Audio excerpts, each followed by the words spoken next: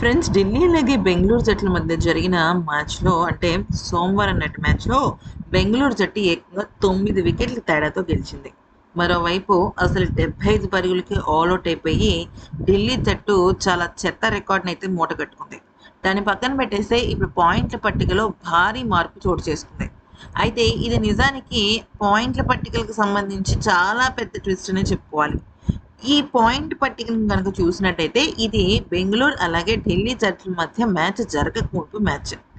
ఈ మ్యాచ్‌లో అంటే ఈ పాయింట్ల పట్టికలో బెంగుళూరు జట్టు సెకండ్ పొజిషన్‌లో ఉంది. కానీ ఆడిన 7 మ్యాచ్‌ల్లో 5 గెలిచి 2 ఓడిపోయి +1.1 నెట్ రన్ రేట్‌తో ఉంది. ఇక ఢిల్లీ విషయంలోకొస్తే ఢిల్లీ ఈ మ్యాచ్ ఆడకమునుపు 7 3 గెలిచి -0.18లో ఉంది. అంటే నెగెటివ్ రన్ రేట్‌తో ఉంది 6 పాయింట్లతో.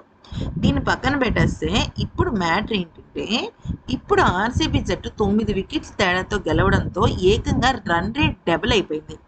+1.1 ఉండాల్సింది కాస్త +1.9కి వెళ్ళిపోయింది. అంటే జస్ట్ 1 పాయింట్ తక్కువ, ఆల్మోస్ట్ డబుల్ అయిపోయిందనమాట. 0.2 తక్కువ.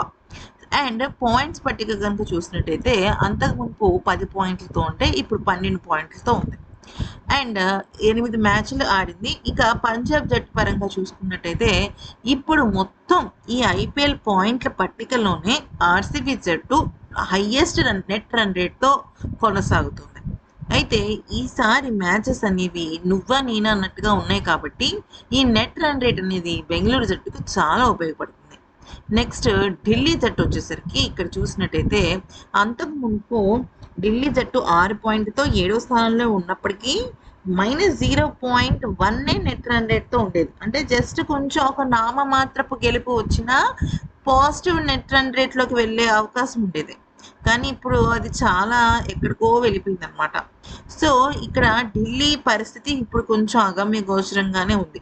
ఢిల్లీ పరిస్థితే కాదు, ఢిల్లీ, కోల్కతా, ముంబై, లక్నో ఈ 4 జట్లు కూడా కష్టంగానే ఉన్నాయి. వీళ్ళకి తోడు ఎందుకంటే ఈ 4కి తోడు చెన్నైకిను, గుజరాత్ ఈ 2 జట్లు టఫ్ కాంపిటీషన్ ఇస్తున్నాయి. సో వీళ్ళు టేబుల్ టాపర్‌గా ఉన్న పంజాబ్, బెంగుళూరు, ఎస్ఆర్‌హెచ్, ఆర్ఆర్ మాత్రమే కాదు, చెన్నైని, గుజరాత్‌ని కూడా దాటుకుంటూ వెళ్ళాలి.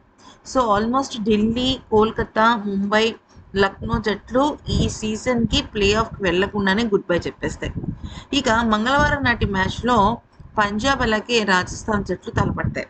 ఇక్కడ పంజాబ్ జట్టు గెలిస్తే టాప్ పొజిషన్‌లో యాజ్ యూజువల్ కంటిన్యూ అవుతుంది. రాజస్థాన్ జట్టుకు మాత్రం ఈసారి గెలుపు అవసరం. ఎందుకనంటే ఇప్పుడు చావు తప్పి కన్ను లట్టబోయిందన్నట్టుగా ఆ రాజస్థాన్ పరిస్థితి ఉంది.